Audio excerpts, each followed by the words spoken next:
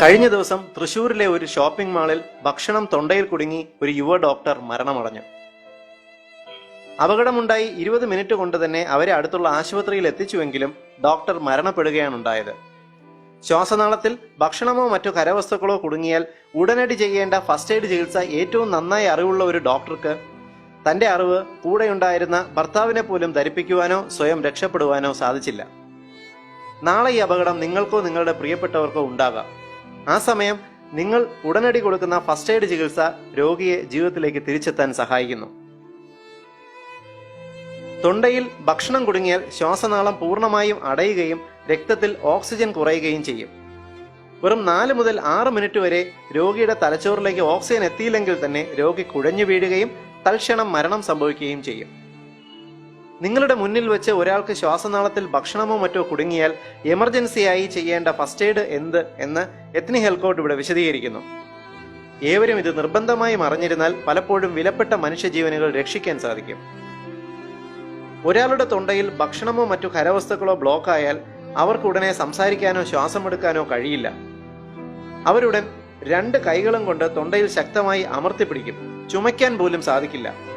മുഖം വല്ലാതെ വിയർക്കുകയും കൈകാൽ വിരലുകൾ നീല നിറമാകുകയും ചെയ്യും. ഈ ലക്ഷണങ്ങൾ കണ്ടാൽ അയാൾക്ക് ശ്വാസകോശത്തിൽ എന്തോ കരവസ്തു കുടുങ്ങിയിട്ടുണ്ട് എന്ന് നമുക്ക് അനുമാനിക്കാം.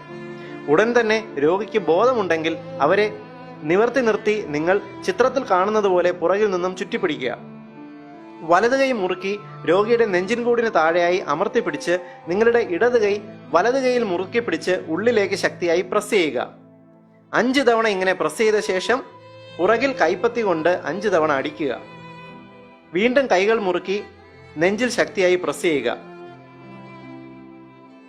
നമ്മൾ ചെയ്യുന്ന ഈ പ്രവൃത്തിയിൽ ശ്വാസകോശം ശക്തിയായി ചുരുങ്ങി മുകളിലേക്ക് തള്ളാനും ഈ പ്രഷർ കൊണ്ട് ശ്വാസകോശത്തിൽ കുടുങ്ങിയിരിക്കുന്ന വസ്തു പുറത്തേക്ക് തെറിച്ചു പോകാനും സാധ്യതയുണ്ട്. തൊണ്ടയിൽ എന്തെങ്കിലും വസ്തു കുടുങ്ങിയെങ്കിലും രോഗിക്ക് സംസാരിക്കുവാനും ചുമയ്ക്കുവാനും സാധിക്കുന്നുവെങ്കിൽ അവരോട് ശക്തിയായി ചുമയ്ക്കാൻ ആവശ്യപ്പെടുക. ശ്വാസകോശത്തിലുള്ള സാധനം ശ്വാസനാളത്തെ പൂർണ്ണമായും ബ്ലോക്ക് ചെയ്യാത്ത ഇതുപോലുള്ള സാഹചര്യങ്ങളിൽ രോഗി ശക്തിയായി ചുമയ്ക്കുമ്പോൾ തന്നെ ഖരവസ്തു പുറത്തേക്ക് തെറിച്ചു പോകും. ഇത്തരം കേസുകളിൽ യാതൊരു കാരണവശാലും അവരുടെ മുതുകിൽ അടിക്കരുത്. അങ്ങനെ ചെയ്താൽ ചിലപ്പോൾ ഭക്ഷണം താഴേക്കിറങ്ങി ശ്വാസകോശം പൂർണ്ണമായും ബ്ലോക്ക് ആയി പോകാൻ സാധ്യതയുണ്ട്.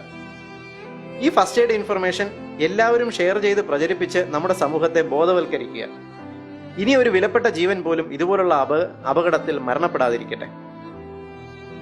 പൊതുസമൂഹത്തിന് ഏറ്റവും ഉപകാരപ്രദമായ ഈ ഹെൽത്ത് ഇൻഫർമേഷൻ നിങ്ങൾക്കായി അവതരിപ്പിച്ചത് etnihealthcode.com.